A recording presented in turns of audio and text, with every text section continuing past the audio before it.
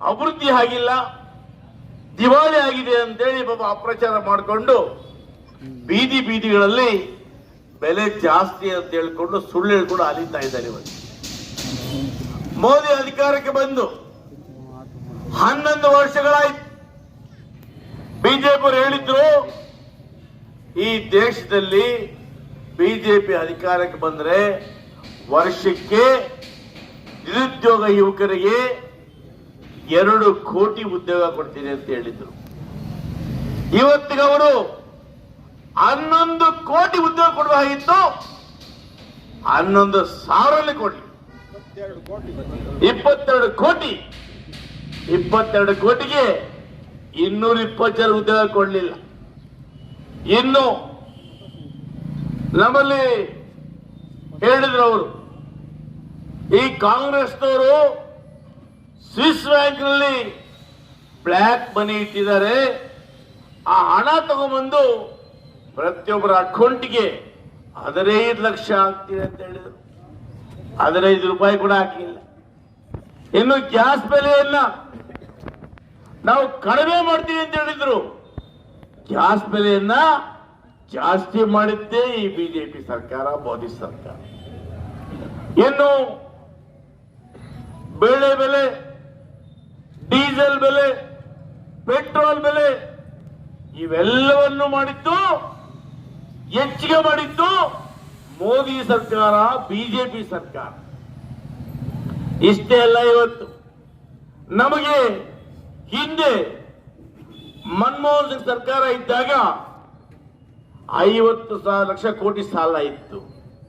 ಇವತ್ತು 1,83,000 ಕೋಟಿ ಇವತ್ತು ಸಾಲ ಇಟ್ಟಿದ್ದಾರೆ. ಇವತ್ತು ಡಾಲರ್ ರೂಪಾಯಿಗೆ 84 ರೂಪಾಯಿ ಆಗಿದೆ, 88 ಹೋಗಿದೆ ಇವತ್ತು. ಇದು ಅಚ್ಚ ದಿನ ಸರ್ಕಾರನ? ಮೋದಿ ಹೇಳ್ತಾ ಇದ್ರು, ಮೇರಾ ವಾಸಿಯೋ, ಮೇರಾ ಭಾಯೋ, ಮೇರಾ ಬಹನೋ, ಮೇರಾ ಮಿತ್ರೋ, ಅಚ್ಚ ದಿನ ಆನೆ ವಾಲಾ ಹೈ ಅಂತ.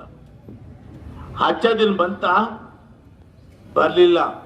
ಇವೆಲ್ಲ ಮುಚ್ಕೊಳ್ಳೋದಕ್ಕೋಸ್ಕರ ಇವತ್ತು ಕಾಂಗ್ರೆಸ್ ಸರ್ಕಾರದಲ್ಲಿ ಗೂಬೆ ಕೂರಿಸ್ತಾರೆ. ಹಿಂದೆ 4 ವರ್ಷಗಳ ಕಾಲ ಬಸವರಾಜ ಬೊಮ್ಮಾಯಿ ಅವರು, ಯಡಿಯೂರಪ್ಪ ಅವರ ಸರ್ಕಾರ ಇತ್ತು. ನಾನು ಕೂಡ ಆ ಸರ್ಕಾರದಲ್ಲಿ ಶಾಸಕನಾಗಿದ್ದೆ. 40% ಕಮಿಷನ್ ಕೊಟ್ಟು ಕೆಲಸ ತರಬೇಕಾಗಿತ್ತು. ಯಾರೋ ಮಹಾನುಭಾವ ಹೇಳ್ತಾ ಇದ್ದ, ರಸ್ತೆ ಮಾಡಿದ ನಮ್ಮ ಸರ್ಕಾರದಲ್ಲಿ, ಪೊಲೀಸ್ ಸ್ಟೇಷನ್ ಮಾಡಿದ ನಮ್ಮ ಸರ್ಕಾರದಲ್ಲಿ. ನಿಜಾನ ಎಲ್ಲವನ್ನು ಮಾಡಿದ್ವಿ. ಕೈಯಿಂದ ಸಾಲ ಮಾಡಿ ಪಟ್ಟಿ ತಗೊಂಡೋಗಿ ಪರ್ಸೆಂಟೇಜ್ ಕೊಟ್ಟು ತಂದು ಕೆಲಸ ಮಾಡ್ತಾ ಇದ್ದೀವಿ. ಇವತ್ತು 4 ವರ್ಷಗಳ ಕಾಲ ಬಸವರಾಜ ಬೊಮ್ಮಾಯಿ ಅವರ ಸರ್ಕಾರ ಆಗ್ಬೋದು, ಯಡಿಯೂರಪ್ಪ ಸರ್ಕಾರ ಆಗ್ಬೋದು, ಈ ರಾಜ್ಯದಲ್ಲಿ ಯಾವುದೇ ಅಭಿವೃದ್ಧಿ ಮಾಡಲಿಲ್ಲ. ಬಡವರಿಗೆ ಒಂದೇ ಒಂದು ಮನೆ ಕೊಡಲಿಲ್ಲ, ರೈತರಿಗೆ ಒಂದೇ ಒಂದು ಹಕ್ಕುಪತ್ರ ಕೊಡಲಿಲ್ಲ. ಇವತ್ತು ಮೋದಿ ಸರ್ಕಾರದಲ್ಲಿ ಜನ ನೆಮ್ಮದಿಯಾಗಿದ್ದಾರ? ಇವತ್ತು ನಮ್ಮ ದೇಶವನ್ನ ಆ ಪುಣ್ಯಾತ್ಮರು, ಆ ನಮ್ಮ ಸೈನಿಕರು ಇವತ್ತು ದೇಶವನ್ನು ಕಾಪಾಡ್ತಾ ಇದ್ದಾರೆ, ಈ ದೇಶವನ್ನು ರಕ್ಷಣೆ ಮಾಡ್ತಾ ಇದ್ದಾರೆ. ತಮ್ಮ ಪ್ರಾಣಗಳನ್ನು ಪಣಕ್ಕಿಟ್ಟು ಇವತ್ತು ಈ ದೇಶವನ್ನ ಆ ಮಹಾನುಭಾವರು ಸೈನಿಕರು ಕಾಪಾಡ್ತಾ ಇದ್ದಾರೆ. ಇವತ್ತು ಆ ಸೈನಿಕರಿಗೆ ನಾವು ಭಾರತೀಯರೆಲ್ಲರೂ ಕೂಡ ಹ್ಯಾಂಡ್ಸ್ ಅಪ್ ಹೇಳ್ತೀವಿ. ನಾವು ನಿಮ್ಮೊಂದಿಗಿದ್ದೇವೆ, ನಿಮ್ಮ ಪರವಾಗಿದ್ದೇವೆ, ದೇಶವನ್ನ ರಕ್ಷಣೆ ಮಾಡತಕ್ಕಂತ ನಿಮ್ಮೊಂದಿಗೆ ಇಡೀ ಭಾರತ ಇದ್ದೇವೆ ಅಂತೇಳಿ ನಾವು ಅವರ ಬೆನ್ನಿಗೆ ನಿಲ್ತೇವೆ. ಆದರೆ ಮೋದಿ ಸರ್ಕಾರ ಇವತ್ತು ಬೆಲೆಗಳನ್ನು ಹೆಚ್ಚಿಗೆ ಮಾಡಿ ಜನಸಾಮಾನ್ಯರು ಬರೆ ಎಳೆದು ನಮ್ಮಲ್ಲಿ GST ಹಣ, ಕರ್ನಾಟಕ ರಾಜ್ಯದಲ್ಲಿ 1,43,000 ಕೋಟಿ ಇವತ್ತು GST ವಸೂಲಿ ಆಗುತ್ತೆ. ನಮಗ್ ಕೊಡೋದು ಕೇವಲ 7% ಮಾತ್ರ ನಮ್ಮ ಹಣವನ್ನು ತಗೊಂಡೋಗಿ ಬಿಹಾರ, ಪಂಜಾಬ್, ಗುಜರಾತ್ ಕಡೆ ಬಳಸ್ಕೊಳ್ತಾರೆ. ಕರ್ನಾಟಕ ರಾಜ್ಯಕ್ಕೆ ಮನದಾಯಿ ಧೋರಣೆಯನ್ನು ಮಾಡ್ತಾರೆ. ನಾವು ಇವತ್ತು ಇವರ GST ಇವರು ಕೊಡ್ಲಿಲ್ಲ ಅಂತ ಹೇಳಿ ನಾವು ಕೋರ್ಟ್ಗೆ ಹೋಗಿ ಈ ಬಿಜೆಪಿ ಸರ್ಕಾರಕ್ಕೆ ಚೀಮಾರಿ ಹಾಕಿಸಿ ಕೋರ್ಟಿಂದ GST ಹಣ ತಗೊಂಡ್ಬಂದ್ವಿ. ಇಷ್ಟೇ ಅಲ್ಲ, ಕರ್ನಾಟಕ ರಾಜ್ಯದ ಶಾಸಕರು, ಮಾಜಿ ಶಾಸಕರು, ಮುಖಂಡರು ನಾವೆಲ್ಲ ಹೋಗಿ ದೆಹಲಿಯಲ್ಲಿ ಹೋರಾಟವನ್ನು ಮಾಡಿ ಇವತ್ತು GST ಹಣ ತಗೊಂಡ್ಬಂದ್ವಿ. ನೀವು ಜನರ ಮೇಲೆ GST ಬರೆ ಹಾಕಿದ್ದೀರಿ. ಕುಡಿಯುವ ನೀರಿನ ಮೇಲೆ GST, ಮಕ್ಕಳು ತಿನ್ನುವ ಚಾಕ್ಲೇಟ್ ಮೇಲೆ GST, ಬಟ್ಟೆ ಮೇಲೆ GST, ಸಿಮೆಂಟ್ ಮೇಲೆ GST, ಸ್ಟೀಲ್ ಮೇಲೆ GST, ಹೆಣ್ಮಕ್ಳಿಗೆ ಕೊಳ್ತಕ್ಕಂಥ ಬಿಂದಿ ಅದ್ರ ಮೇಲೆ GST, ಪ್ರತಿ ವಸ್ತು ಮೇಲೆ ಮೋದಿಯವರು GST ಹಾಕಿ, ನಿರ್ಮಲಕ್ಕ GST ಹಾಕಿ ಜನಸಾಮಾನ್ಯರ ಬದುಕನ್ನ ಬರಬಾದ್ ಮಾಡಿರ್ತಕ್ಕಂಥವ್ರು ನೀವು. ಇವತ್ತು ನಾವು 5 ಗ್ಯಾರಂಟಿ ಕೊಟ್ಟಿದ್ದೇವೆ.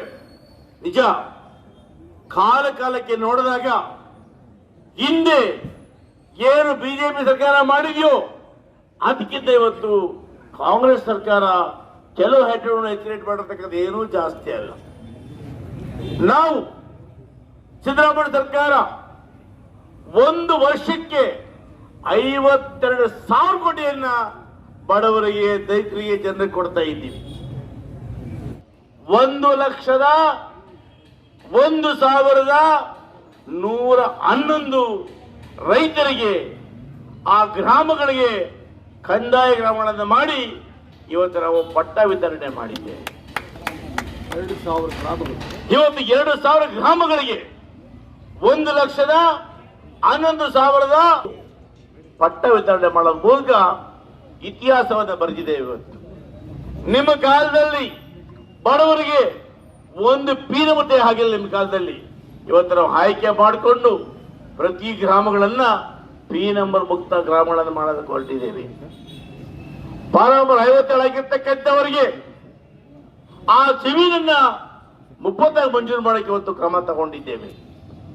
ರೈತರು ಪೇಳ್ಳೆ ಪುರುಚ್ಛೇದವನ್ನು ಮಾಡಿದ್ದೇವೆ. ನಿಮ್ಮ ಯಡಿಯೂರಪ್ಪರ ಕಾಲದಲ್ಲಿ ರೈತರು ಗೊಬ್ಬರ ಕೇಳಿದ್ರೆ ಗೋಲಿಬಾರ್ ಮಾಡಿಸಿ ರೈತರು ಸಾಯಿಸಿದೋಗಿ. ಆದ್ರೆ ನಮ್ಮ ಸರ್ಕಾರ ಇವತ್ತು ಯಥೇಚ್ಛವಾಗಿ ಗೊಬ್ಬರದ ಕೊರತೆ ಇಲ್ಲ, ಬಿತ್ತನೆ ಬೀಜ ಕೊರತೆ ಇಲ್ಲ, ಔಷಧಿ ಕೊರತೆ ಇಲ್ಲ, ಇವೆಲ್ಲವನ್ನು ಕೂಡ ಯಥೇಚ್ಛವಾಗಿ ಕೊಟ್ಟಿದ್ದೇವೆ. ಮತ್ತೆ ಡ್ರಿಪ್ ಅನ್ನ ಎಲ್ಲಾ ಜಾತಿಗಳಿಗೂ ಕೂಡ ಇವತ್ತು 90% ಸಬ್ಸಿಡಿಯಲ್ಲಿ ನಾವು ಡ್ರಿಪ್ಗಳನ್ನು ಕೊಡ್ತಾ ಇದ್ದೇವೆ. ರೈತರ ಬದುಕಿಗೆ ನೆರವಾಗ್ತಾ ಇದ್ದೇವೆ. ಇಂಥದ್ಯಾವುದು ನೀವು ಮಾಡಲಿಲ್ಲ. ಬರೀ ಬೊಬ್ಬೆ ಹೊಡೆಯೋದು, ಬರೀ ಲಬಲಬದ್ ಬಾಯಿ ಹೊಡ್ಕೊಳ್ಳೋದು.